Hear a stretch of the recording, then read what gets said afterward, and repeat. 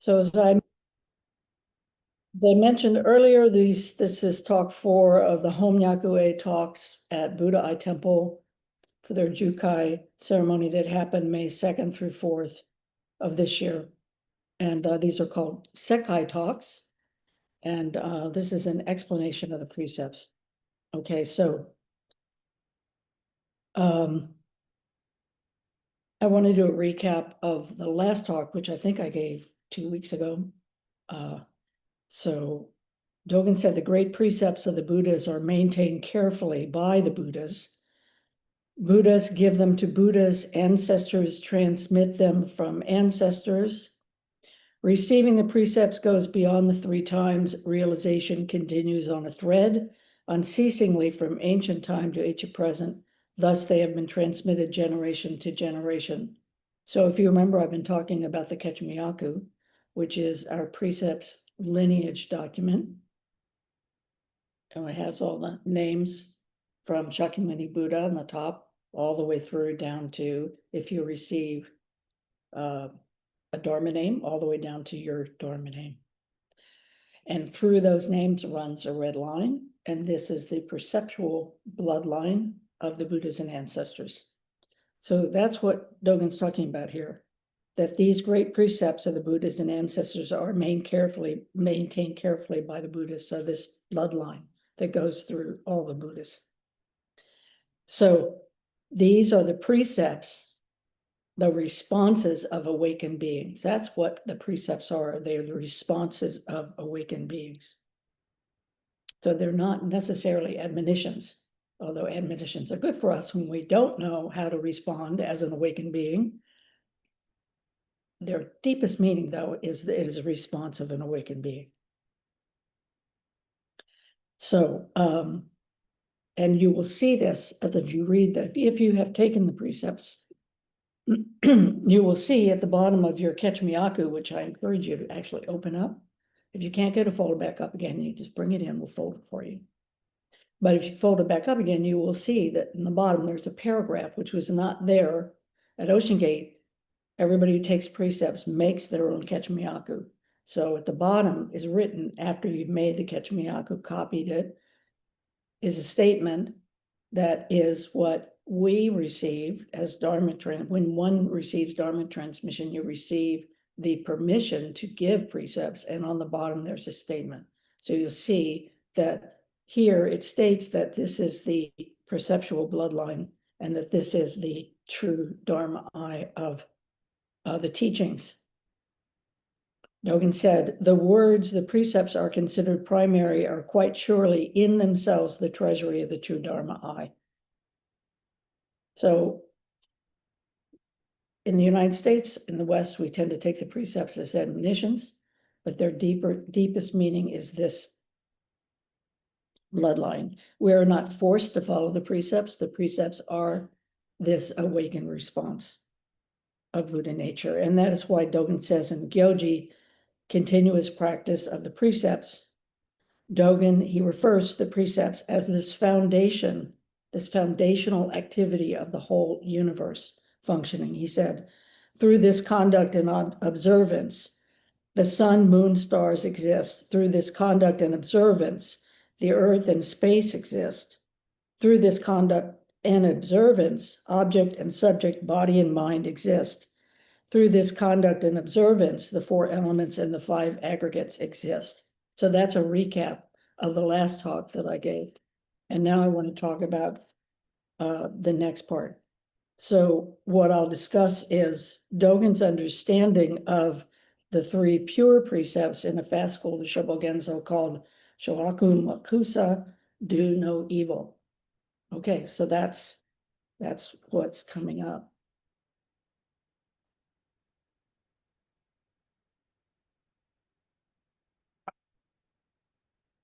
Okay, so in this fascicle, Shoaku Makusa, do no evil, what he talks about is the meaning of the 3 pure precepts, right? So do no evil, do good, benefit all beings. And there are various translations of these, and there's another translation later on in the talk.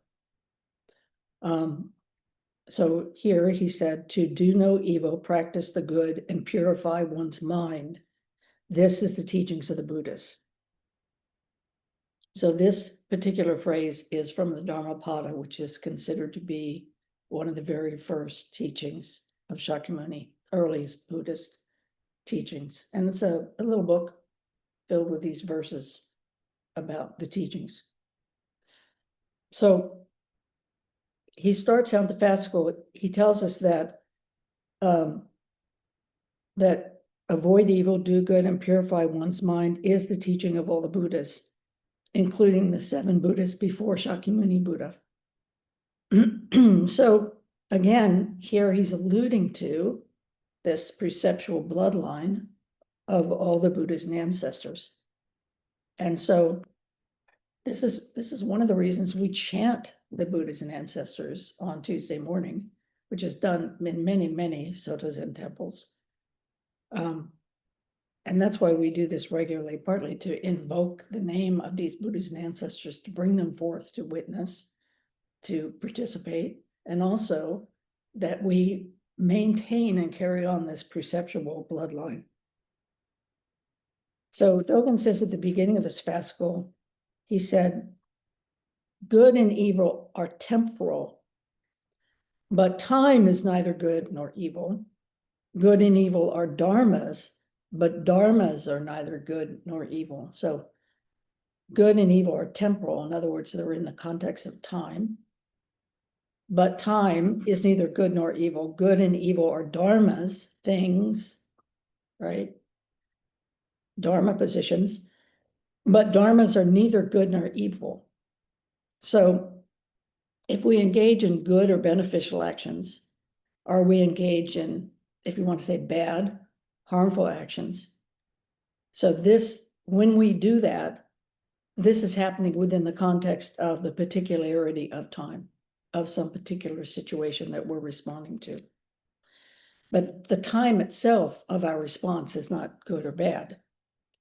And time, like suchness or like Buddha nature, is just things as they are right now, without anything extra. It just is things as they are. So time is impermanence. And therefore, because time is impermanence, it is also interbeing, codependent. It is also expressive of true nature. So this is also true for things, for dharmas, for situations, for people, cups, etc. So although these harmful and beneficial actions are temporary or temporal, it doesn't mean that they're not without karmic repercussions. So this is the important thing, is they have karmic repercussions. Beneficial actions and harmful actions, they're real. They have consequences. So even though there's this element of impermanence or non-duality, they're still real and have consequences. And so we shouldn't dismiss them as a kind of nihilism or empty of meaning. I honestly don't think anybody in this room is going to be doing that anyway. But this is an important teaching, not to get confused about the non-duality of things, persons, times, situations, etc., and think that because they're empty of inherent existence, that therefore they have no meaning or no repercussions. So the good news about our actions happening within the context of time is, because they're temporal, we don't have to be trapped by our mistakes, right? Because that means that while there are repercussions of the things, actions that we engage in, so that carries on. But within the context of each moment, we can decide to do something different. And remember earlier in Genjo Koan, I was saying, in Genjo Koan, Dogen says, Buddhas are those who are greatly awakened about delusion. Sentient beings are those who are caught within delusion. So as we wake up to delusion, we see what it is that we're doing that is not that is not helpful, that is not beneficial. And within the context of that moment of seeing that, we can do something different. Now, of course, that doesn't mean there aren't karmic repercussions of the things that we've already done, but it does mean that in that moment, we can make change. We can do something different as soon as we awaken to what it is that we're engaged in. So we're not trapped by our mistakes. We have the opportunity to do something different. So we have to be responsible about the things that we engage in, and yet we can also be free from those things as well. And we might want to see that we can't expect other people to automatically see that we've changed or that we're doing something. So I think that's a trap we fall into. We say, well, wait a minute, I was untrustworthy in the past, but now I'm trustworthy. So why don't you trust me? It doesn't work that way, unfortunately. So we have to live with the karmic repercussions of our actions. We have to be patient. We have to practice with this. So Dogen informs us that we should realize hearing do no evil as the true Dharma of the Buddhists. So these pure precepts are the true Dharma of the Buddhists. So these pure precepts, this do no harm, do good, engage in all beneficial action for all. He says, this is what he calls Bodhi become talk. I know. Bodhi become talk as the true Dharma of the Buddhas. So what is this Bodhi become talk? This do no evil is the practice of Buddhas expressed as words. So the Bodhi mind, the Buddha mind, do no harm, do good. This is the expression of become talk. This is what it is that Buddhas are telling us. So he says, when we really understand this, we really deeply understand it, then we are turned by these Bodhi words.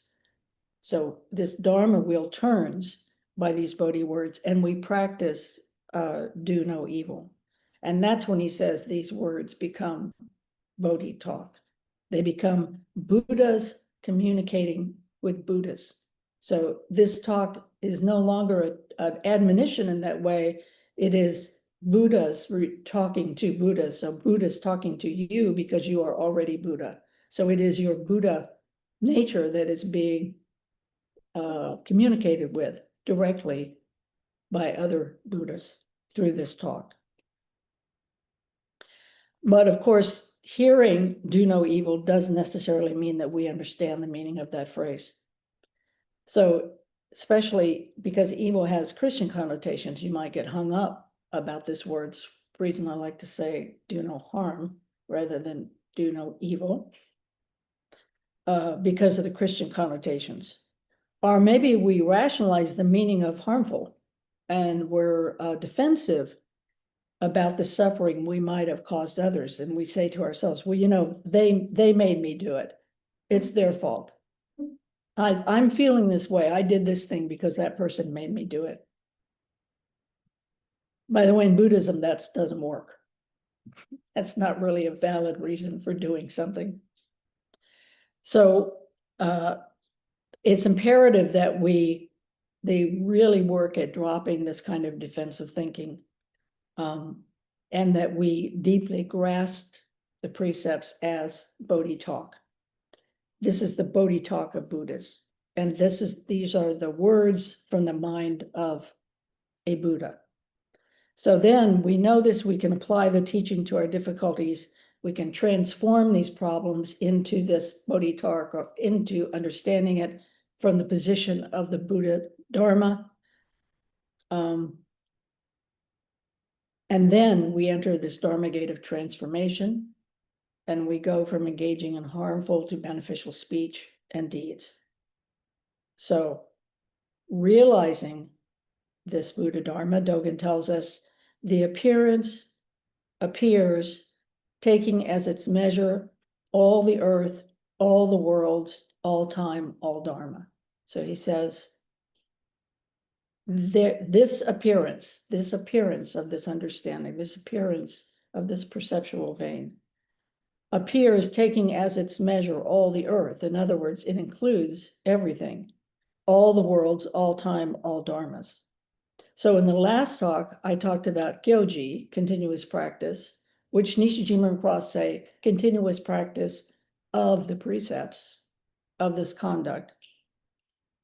And their translation is, through this conduct and observations, the sun, moon, and stars exist. Through this conduct and observation, the earth and space exist. So this has a connotation of a kind of altruistic action that is the genesis of everything. It's the genesis of why we have stars, why we have the moon. It's the genesis of everything that grows on the earth. It's the genesis of all of this life that we see around us, everything that is around us.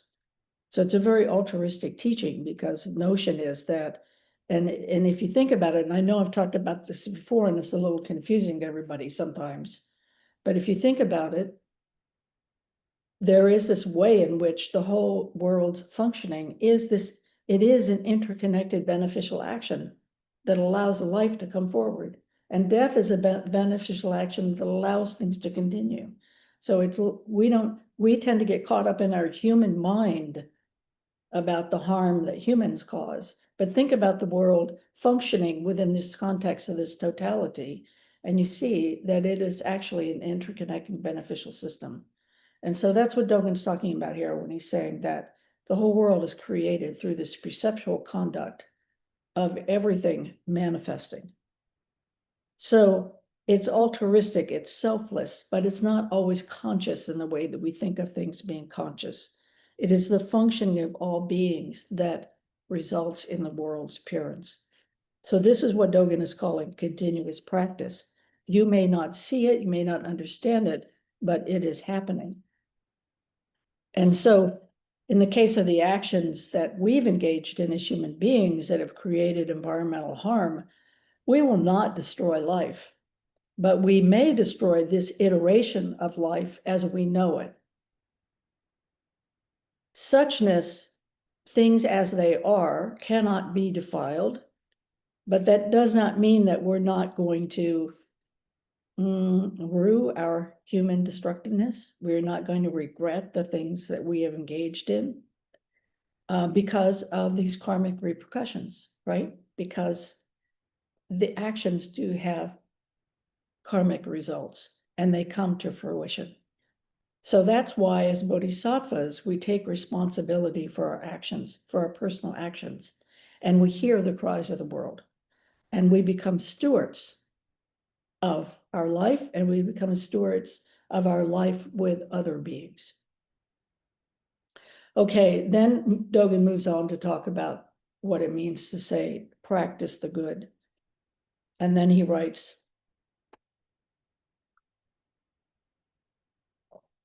there are no good deeds that appear in advance and await a person to practice them. This is like really important. There are no good deeds that appear in advance and await for a person to practice them. In fact, he says, they come about the very moment that the good is done. So in this instance, we understand that good or beneficial actions arise in concert with others, self, all beings, not as something abstract, because when we make it an abstract concept, it becomes a should, right? But he's saying, no, good arises, beneficial action has to arise within the context of the time, the situation, the persons, the beings, whatever that is there functioning in that moment of your life or in that moment of life that arises. That's when we know what beneficial action is. We can't make it up ahead of time. So it's not something as an abstract should. Beneficial action is ideally the spontaneous response to what is arising between self and other at this time as an intimate response of our and their Buddha mind. Okay, it is arising at this time as the intimate response of our and others' Buddha mind. It's the essence of a bodhisattva practice. So this is good deeds coming about the very moment the good is done. And the problem with should is that if you have a preconceived idea about how things should be, at that point you have a really narrow view. So if we talk about, for example, a precept like do not take what is not given, and then somebody says, well, what about somebody who's starving and they go and steal something from a store, right? That comes up. So if we have a preconceived notion about the should of do not steal, then that cannot include that. But if we have a notion of that precept in relationship, the totality of a situation, then the precept can include that. Do you see what he's saying here? He's saying that these precepts come about through this response of the totality of the situation that's arising at that moment. Now, of course, what is our discerning wisdom? How do we discern what that precept means in that any given moment? So that's our practice, right? That's that Bodhisattva practice of how we discern what that is.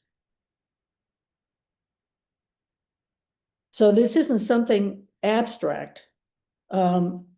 It's just this doing good arising from seeing and feeling and understanding our shared life with other beings and humans. And so this is life in connection with all dharmas, beings, situations. So Dogen believed that practice by definition could never be without beneficial response, nor could doing good be separated from practice. So this sincere effort, this sincere vow that we have to practice cannot be separated from these three pure precepts, cannot be separated from do no harm, do good, benefit all beings, because that practice can't be done in a vacuum outside the context of the totality of our experience with all beings. So this practice and realization, practice and actualization of the Dharma are inseparable, and Dogen calls this Shiso Ito. Practice realization or practice verification are one activity. So we practice because our true nature is practice, and from this inner motivation, which arises from our Buddha nature, we practice because of the activity of verification and realization of the truth of the Dharma. It's like a perpetual motion thing that's going on there that triggers back and forth, back and forth. We practice not because we want to become enlightened, we practice because it's an expression of who we are deeply, our deepest essential nature. That's why we practice. So you can apply this same idea to the precepts practice. This perceptual vein of the Buddhas runs in our veins as well. Our bloodline is not different from that of the Buddhas and ancestors. Dogen says that, and our teaching is that, what do we awaken to? What we awaken to is exactly what Shakyamuni Buddha awakened to. It's not different than what he understood. So this is the vital essence of Buddha nature. And this vital nature is going to be expressed as enacting the precepts. So practice is not separate from enacting this shared isness of codependent activity. This is enacting the precepts. It is our and all of Buddha nature expressing itself as suchness. So this is the world, worlding the world. This is things just as they are coming forward. Okay, now, last time we talked, people are like going, oh my God, why do we have to deal with Dogen doing that thing that he does, which is absolutely incomprehensible, right? So now I'm going to do an incomprehensible Dogen thing, which is his explanation of what it means to the last of the three pure precepts. And then I will do my best to say what I think it is that he's saying. Okay, gird your loins because here it comes. Okay, this is what it means to purify one's mind. All right. Purifying one's mind is to purify one's own mind is the one of do not. It is the purity of do not. It is the own of ones, the mind of ones. It is the own of do, is the mind of do not.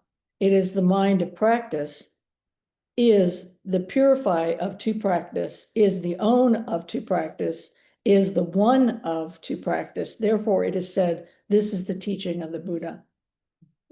Okay, I'll read it again in a little bit. Okay, so this is classic opaque Dogenese, right? So can we understand this by looking at Dogen's directions on how to perform the Jukai ceremony? And his other fascicle in the ShoboGenzo, another fascicle called Jukai. So in Jukai, he presents the three pure precepts again. He says, but now they're translated as the practice of restraint, the practice of adopting good qualities, and the precept of benefiting living beings. So that's a little different. The practice of restraint instead of do no harm or do no evil. The practice of adopting good qualities instead of do beneficial action or do good. And the precept of benefiting living beings. Okay, so the question of benefiting living beings and purifying one's mind, they're both related to each other. To purify one's mind is the activity of sitting in the middle of our messy life. Okay, sitting in the middle of our messy life. So to purify is not about something relative that we designate as being without blemish or flaws. Okay, so this is important. It's not about saying something is without blemish or flaws.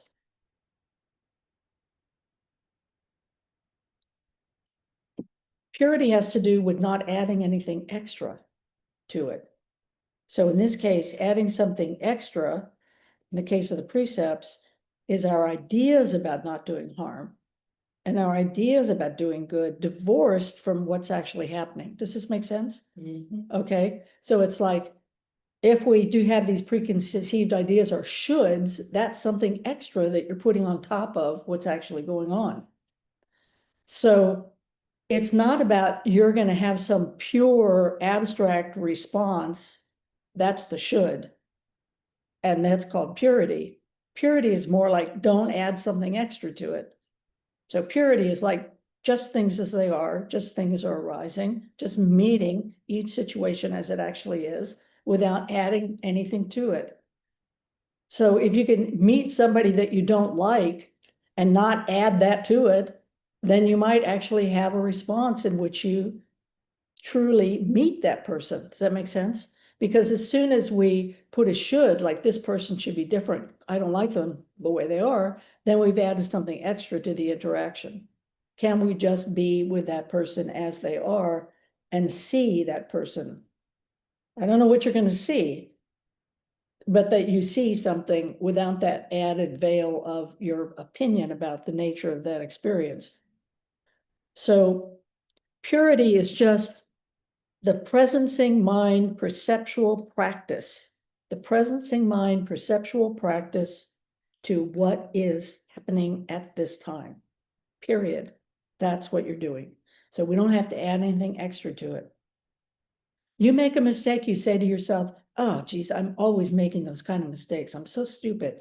Well, all that is extra, right? You made a mistake, fine, do something different the next time. Fix the mistake, whatever it is. But the stuff about I'm stupid, that's extra. And it will just cause more suffering.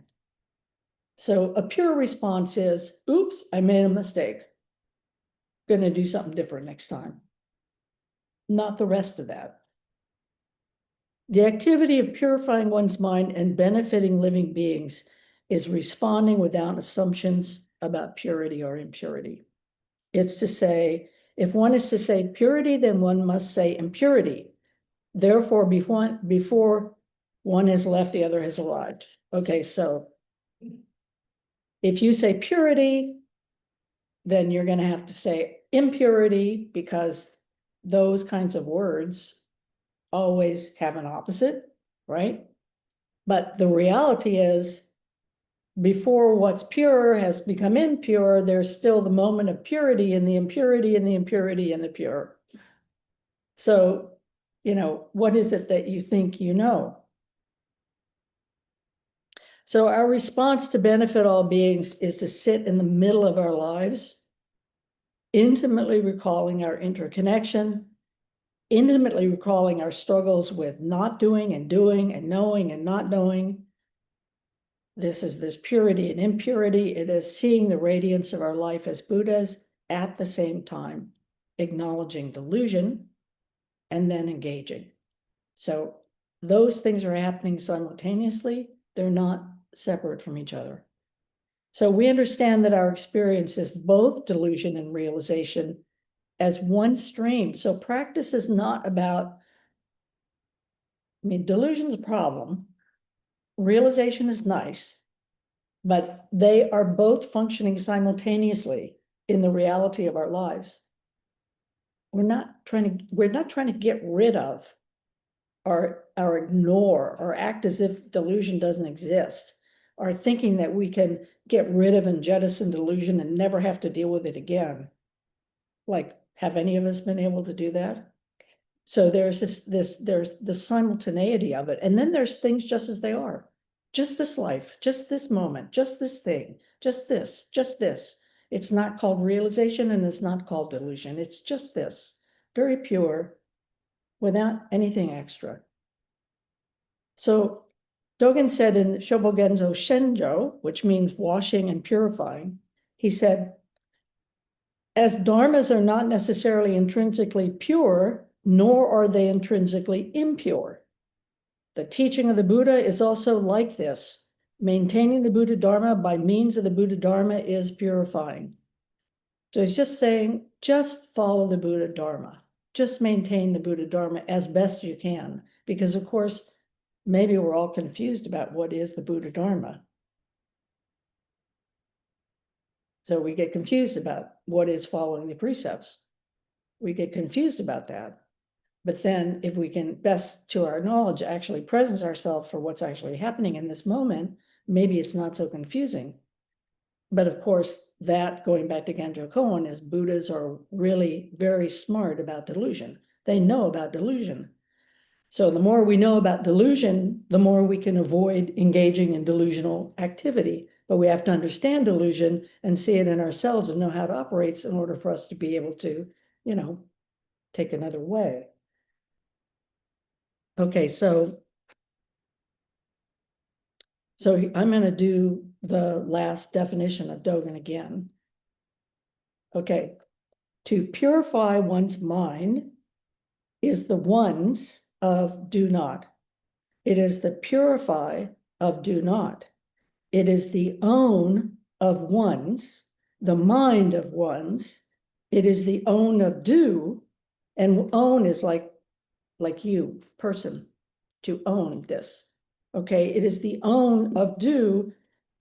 It is the mind of practice, of to practice. It is the purify of to practice, is the own of to practice, is one's of to practice. Therefore, it is said, this is the teaching of the Buddha. So it's probably still not any clearer for you than it was the first time I read this. But I want to tell you what I think, paraphrase what I think Dogen's saying here. When we purify our mind, this is the mind of not doing harm. It is the purity of do not harm. It is the particularity of our response being our own, okay? Because our own response can only function within the context of particularity. It's not abstract.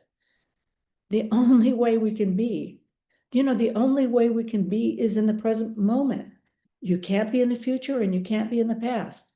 You can't respond in the past. You can't respond in the future. You can just be in this moment. So how are you going to respond right now? So it is the particularity of our response being our own. It is the universal mind of our own particularity. This universal mind is things just as they are. It's things without anything extra added. It is Buddha nature. It is your Buddha mind. It is this mind that understands that we are impermanent process, interconnected, interbeing with each other. So it is also the universal mind of our own particularity. It is our personal responsibility for our actions are to do good. And it is the universal mind of not doing harm or do not harm. Thus, this mind is the mind of practice. This is the practice without adding anything extra. It is the practice of Buddha nature and our particular isness as the mind of Buddha nature. And then Dogen ends with, this is the teaching of the Buddha. Does that make more sense? I mean, really all he's saying is this universal nature of everything's interconnected. So where does compassion come from? It comes from interconnection. If we were not, and that's non-duality. Emptiness, non-duality is compassion. Compassion is empty because it is passion with. So empty just means empty of inherent existence. So we are in this interconnected relationship with each other and with all beings. Out of that arises compassion. As we discern that, that's compassion. And that is skillful means. That's how we respond. We respond with the 3 pure precepts. Okay, I'm almost done with this talk. Hang in there just a little longer. Okay, so how do we understand with all of this verbiage, if you will, how do you understand the nature of taking the precepts? What is the precept ceremony? So remember, I'm giving this talk to people who are engaged in a 3-day precepts ceremony. So the precepts conferral ceremony is not about imposing admonitions to follow the precepts. The ceremony is an empowerment ceremony. And this empowerment ceremony in Sanskrit is called this kind of ceremony, not this particular one, is called abhiseka. And abhiseka means to anoint, empower, or to initiate. It is waking up our Buddha mind and our Bodhisattva vows. So that's what's happening, the esoteric meaning of the precept ceremony. I'm not even sure I should tell you this, right? But I am telling you this, but I'm not sure that it's a good thing to tell you this. For you guys who've taken the precepts, it's okay to tell you this, but I'm not sure it's okay to tell the rest of you, but I'm going to tell you anyway. Maybe it will inspire you. So this empowerment is a kind of initiation, and it's waking up our Buddha mind in the Bodhisattva vows. So this is the traditional meaning, it's being initiated into the lineage of the Buddhas and ancestors. This is the power of the perceptual blood vein of the Buddha seen in the Homyaku in this document that you receive. We are named, we are born in the family of the Buddhas, and we enter the bloodstream, the perceptual bloodstream of the Buddhas and ancestors. We become a living, pumping heart of the Buddha Dharma. I hope you're a living, pumping heart of the Buddha Dharma anyway, before this ceremony, because I hope that for all of us, and no matter what we call this, whether we're Christian or Jewish or Muslim or Sikh or whatever religion, or even without religion, I hope that all of us are engaged in wanting to do beneficial action and avoid harm. That's the activity of all human beings, everything, But in this case, we're using the language of Buddhism, and we say that we are the living, pumping heart of the Buddha Dharma. So although we may have always been Buddha nature, we now receive this transmission as a recognition of that birthright. So we are awakened and freed from karmic fetters, traps, and snares. That's what happens during that ceremony. Once again, I say once again because we've probably lifetime after lifetime, and even in this lifetime, repented, purified, and vowed to revitalize our continuous effort to return to the mind of the Buddha over and over again, right? We do this over and over again. We repent, we say, oh, I made a mistake. Oh, what is my vow? okay, I'm going to remember my vow that I really want to be engaged in beneficial action. And so we repent, and that reminder of beneficial action of what we want, then we in some way bring forward this perceptual vein of the Buddhas and ancestors, right? So then we do this over and over again. We say, yes, I will return to this mind, this of inclusivity, interbeing, kinship, and beneficial action towards all beings. We will remember, bring back, bring forth, recall what is presencing already continuously. This very nature, this Buddha nature of ourselves. So again, we're not actually talking about precepts as a kind of admonition to do this or do that. We're saying, in the mind of the Buddha, a Buddha would do this. This is how the Buddha Dharma would be enacted. But because we're sentient human beings, precepts are also koans, right? We say, what is it? How do I do this? How do I engage in this? So we vow to uphold the precepts, and we're recalling or speaking our true nature. Dogen wrote in Jukai that in order to truly be a disciple of the Buddha, we must formally receive the precepts that are inevitably transmitted directly by those who have long studied within the halls of the Buddhas and ancestors. So we invite all sacred beings to come forth. This is what happens in the ceremony. We invite all sentient beings to come forth. Any ceremony, often we will, in big ceremonies, we'll recite the names of Buddha, of the various bodhisattvas. This is saying, come, witness, be with us, support us in this activity. So this is acknowledging, calling forth, honoring, expressing gratitude for all the Buddhas and ancestors and all the living Zen practitioners, ordained, lay, whatever, that all of us engage in this activity.